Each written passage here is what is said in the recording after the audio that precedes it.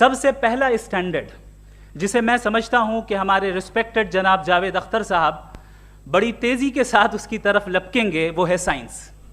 جبکہ سائنس در حقیقت خدا کے ایگزسٹنس کو ڈائریکٹلی ثابت کرنے یا اس کے ایگزسٹنس کو ڈینائی کرنے کے لیے اسٹینڈرڈ نہیں بن سکتی. اور اس کی وجہ کیا ہے؟ یہ میں نہیں کہہ رہا، یہ وہ لوگ کہہ رہے ہیں جو سائنس کے ایکسپرٹس ہیں. نیشنل اکیڈمی آف سائنس کہتی ہے science doesn't have the processes to prove اور disprove the existence of God. Why? کیونکہ سائنس کا تعلق ایمپیریکل ایویڈنس سے ہے، اور ایمپیریکل ایویڈنسز کا تعلق ہمارے نیچرل اور فزیکل ورلڈ سے ہے، جبکہ گاڈ نان فزیکل اور سپر نیچرل ریالٹی ہے. لہٰذا نان فزیکل ریالٹی کو آپ اس ٹول کے ساتھ نہیں چیک کر سکتے جس کا کام فزیکل ریالٹی کو تلاش کرنا ہے. لہٰذا آج اس ڈیبیٹ میں گاڈ کی ایگزسٹنس کو ثابت کرنے یا اسے ڈینائی کرنے میں سائنٹیفک ایویڈنس کو ایکسیپٹ نہیں کیا جائے گا. دوسرا اسٹینڈرڈ ہو سکتا ہے ریویلیشن، کہ ریویلیشن کے ذریعے ہم یہ ثابت کریں کہ گاڈ ایگزسٹ کرتا ہے یا نہیں. لیکن یہ اسٹینڈرڈ بھی آج ارریلیونٹ ہے. کیوں؟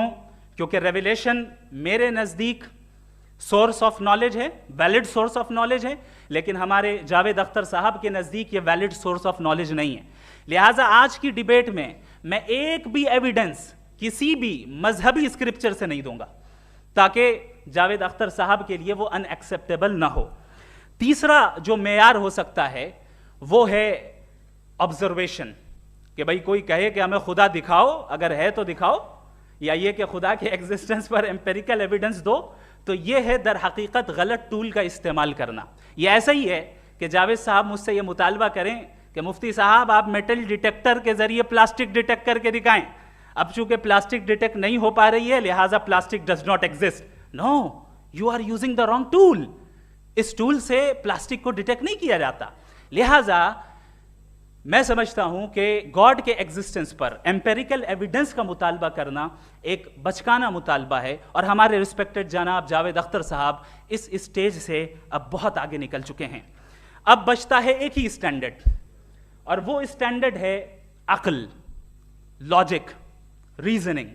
اور یہی وہ اسٹینڈرڈ ہے جس کے تحت گاڈ کی ایگزسٹنس کو ثابت کیا جائے گا یا گاڈ کی ایگزسٹنس کو ڈینائی کیا جائے گا.